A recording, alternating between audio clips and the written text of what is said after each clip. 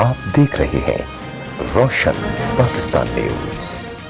جمعیت علماء اسلام سندھ کے general secretary مولانا راشد محمود سمرو نے ٹھٹہ جامعہ باب الاسلام میں پارٹی ورکر کنونشن سے خطاب کے بعد میڈیا سے بات چیت کرتے ہوئے کہا کہ موجودہ حکومت کے خلاف اکتوبر کے آخر میں اسلام آباد کی طرف تاریخ ساز آزادی مارچ کیا جائے گا۔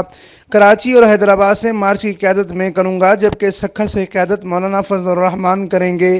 راشد محمود سمرو نے کہا کہ اس وقت ملک کی حالت انتہائی خطرناک حد تک جا چکی ہے، عوام اس حکومت سے تنگ آ چکی ہے۔ ایسے میں قائد جمعیت مولانا فضل الرحمان نے تحریک چلانے کا اعلان کیا ہے، جو اس حکومت کو گرانے میں سنگ میل ثابت ہوگا۔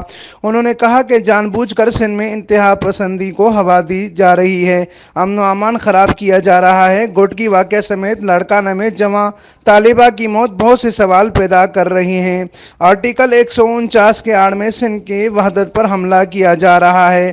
کراچی کو کسی صورت جدا نہیں کرنے دیں گے، یہ سندھ کا دل ہے۔ راشد محمود سمرو نے مزید کہا کہ سندھ میں ابتر حالات پیدا کرنے سے واضح ہو گیا کہ شہید بینظیر بھٹو، شہید بشیر خان قریشی، شہید مرتضیٰ بھٹو اور شہید ڈاکٹر خالد محمود سومرو سمیت بہت سے سندھ کے شہیدوں کو شہید کر کے سندھ وحدت پر وار کیا گیا۔ امین فاروقی، روشن پاکستان نیوز، ٹھٹہ، سندھ۔